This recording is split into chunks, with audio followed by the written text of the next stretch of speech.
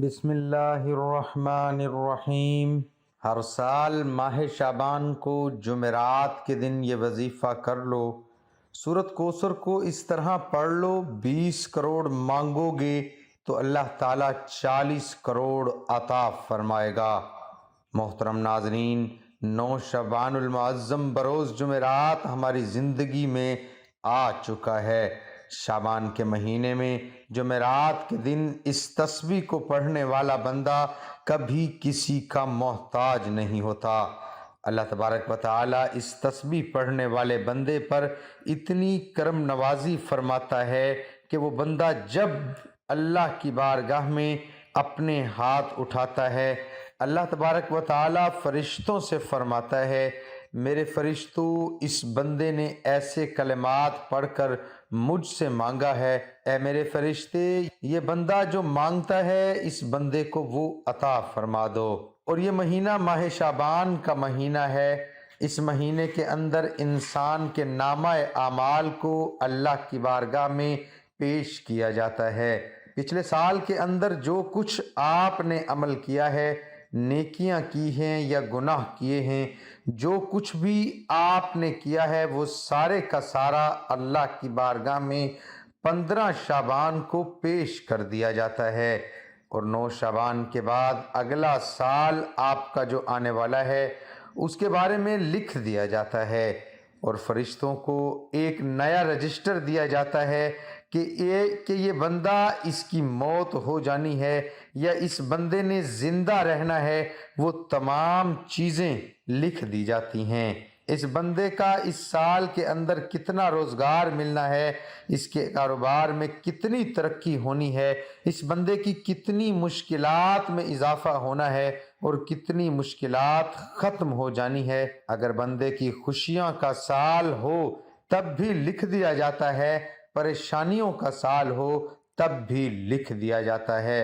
اور اگر آپ چاہتے ہیں کہ آپ کا آنے والا سال خوشیوں کا سال ہو، غموں سے نجات کا سال ہو، آپ کی ہر حاجتیں پوری ہوں، آپ پریشانیوں سے نکلنا چاہتے ہیں، تو پھر آپ اس قیمتی عمل کو 9 شعبان جمعرات کے دن ایک مرتبہ ضرور پڑھ لیجئے گا۔ یہ قرآن مجید کی سب سے چھوٹی سورت، جس کو سورہ کوثر کہا جاتا ہے، یہ سورہ کوثر کا بڑا نایاب عمل ہے، بڑا قیمتی عمل ہے۔ اس کا پڑھنے والا بندہ ہمیشہ غنی رہتا ہے، کسی کے آگے ہاتھ نہیں پھیلانے پڑتے، اور اللہ کی بارگاہ سے لاکھوں کروڑوں بھی مانگے تو اس رب کے خزانے میں کوئی کمی نہیں ہے۔ ہر چیز پر اس کی قدرت، ہر چیز پر اس کا قبضہ ہے۔ وہ جس چیز کو چاہے تھوڑا عطا فرماتا ہے، جس کو چاہے زیادہ عطا فرماتا ہے۔ اس لیے آپ نے اس رب کریم کی بارگاہ الہی سے التجا کرنی ہے، اور یہ کلمات پڑھ کر آپ نے 9 شعبان بروز جمعرات کے دن کسی بھی وقت ان کلمات کو پڑھ کر اللہ کی بارگاہ میں دعا کرنی ہے۔ اس کا ایک وقت مقرر نہیں، پورے دن کے اندر کسی بھی وقت، کسی بھی لمحات کے اندر اس تسبیح کو پڑھ کر اللہ کی بارگاہ میں اپنی حاجت کو پورا کروا سکتے ہیں۔ اگر آپ کو مالی پریشانی ہے، اگر آپ کو اولاد کی وجہ سے کوئی پریشانی ہے، کاروبار کی وجہ سے کوئی پریشانی ہے، آپ کے گھر کے اندر کوئی مسائل ہیں، اللہ پاک ان کلمات کی برکت سے وہ پریشانی دور فرما دیتا ہے، اس لیے کہ اس مہینے کے اندر اللہ تبارک و تعالیٰ کے حبیب نبی اکرم صلی اللہ علیہ وآلہ وسلم کا یہ مہینہ ہے، اور اس مہینے کو آقا علیہ السلام نے پسند فرمایا ہے، اور یہاں تک فرمایا رجب اللہ کا مہینہ ہے، شعبان میرا مہینہ ہے، اور جس کو حضور اپنا مہینہ کہیں تو حضور کا وسیلہ دے کر اس مہینے کے اندر رب کی بارگاہ میں رب کا ذکر کر کے اور اس کے حبیب کا وسیلہ دے کر مانگیں تو وہ رب فرماتا ہے، میں نے سب کچھ بنایا اپنے حبیب کے لیے، یہ ساری کائنات بنائی آقا علیہ السلام کے لیے، تو جو مہینہ حضور کو پسند ہے، میں یہ کہنا چاہوں گا کہ یہ وظیفہ تمام وظائف کا سردار ہے۔ تو یہ بلا مبالغہ ہے اور یہ تمام وسائل کا سردار نظر آتا ہے۔ اس لیے اس وظیفے کے بہت سے معجزات ہیں۔ اس واقعے کے اندر اس وظیفے کو آپ کو بتا دوں گا، کیونکہ یہ اس صورت کا شان نزول کچھ اس طرح تھا کہ شان نزول کے اندر ہی اس وظیفے کو بتا دیا جائے گا۔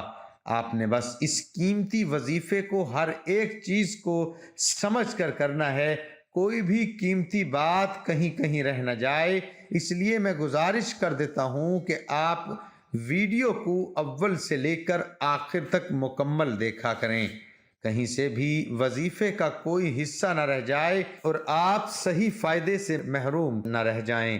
جو بندہ یقین کامل کے ساتھ اس عمل کو کرتا ہے، انشاءاللہ اس دن ہی اللہ کی کرم نوازیاں اس بندے پر نازل ہونا شروع ہو جاتی ہیں۔ سب سے پہلے آقا علیہ الصلاۃ والسلام کے ایک صحابی بیان فرماتے ہیں، اس واقعے کے ساتھ میں آپ اپنا بتا دیتا ہوں یہ وظیفے کی حقیقت کیا ہے اور اس وظیفے سے غم اور دکھ کیسے جھڑتے ہیں، کیسے دور ہوتے ہیں، بندے کی پیاس کیسے ختم ہوتی ہے۔ آقا علیہ الصلاۃ والسلام کے ایک صحابی بیان کرتے ہیں کہ آقا علیہ الصلاۃ والسلام اپنے بستر پر لیٹے ہوئے تھے اور اسے ہم سمجھ رہے تھے کہ جیسے آقا علیہ الصلاۃ والسلام بے ہوشی کے عالم میں ہیں اور آقا علیہ الصلاۃ والسلام پر غشی طاری ہے۔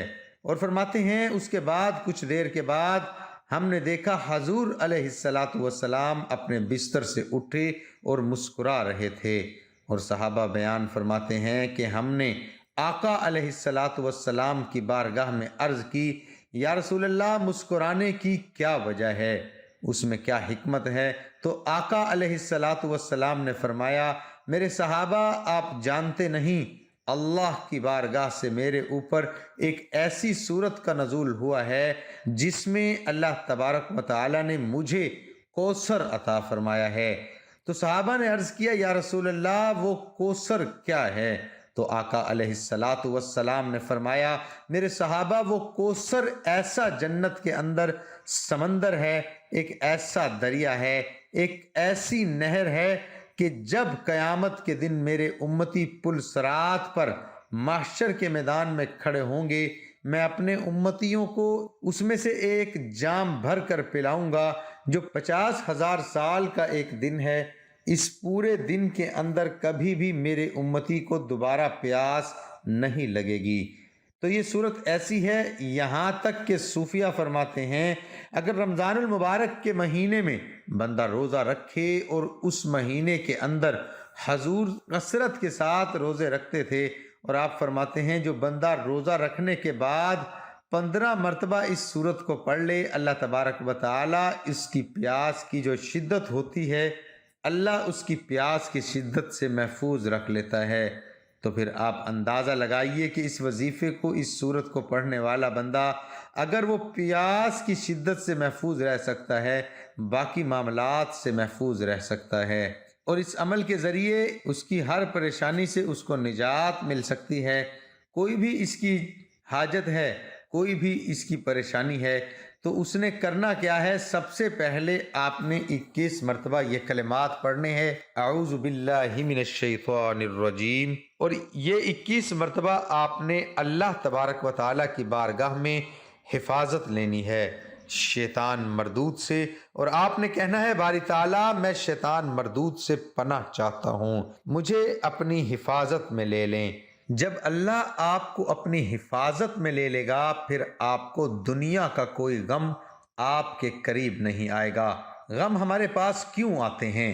ہم گناہ کرتے ہیں اور گناہوں کے سبب ہمارے اوپر ایسی مصیبتیں آتی ہیں کہ اللہ تبارک و تعالیٰ کی بارگاہ سے ہر وقت استغفار کرنی چاہیے، توبہ کرنی چاہیے، اور پھر اس کو پڑھنے کے بعد آپ نے اللہ اکبر، اللہ اکبر، اللہ اکبر، اس کو بھی آپ نے 21 مرتبہ پڑھنا ہے۔ اس کے بعد آپ نے 1 مرتبہ بسم اللہ الرحمن الرحیم پڑھنا ہے۔ اس سے پہلے آپ نے 7 مرتبہ یا 11 مرتبہ درود پاک پڑھنا ہے۔ اس کے بعد آپ نے 33 مرتبہ سورہ کوثر پڑھنی ہے اور پھر 7 یا 11 مرتبہ درود شریف پڑھنا ہے۔ یہ سورت قرآن پاک کے 30ویں پارے میں ہے۔ یہ آیات پاک بے شمار رحمتوں اور برکتوں کا خزینہ ہے۔ یہ آیات رنج و غم کو دور کرتی ہے، قلب مومن کو فرد و شادمانی خوشیاں دیتی ہے۔ دعا ہے کہ اللہ تعالی ہم سب کو 5 وقت نماز باجماعت ادا کرنے کی توفیق عطا فرمائے، آمین ثم آمین۔ ناظرین، کمنٹ باکس میں اللہ تعالیٰ کے 99 ناموں میں سے ایک نام ضرور ٹائپ کریں۔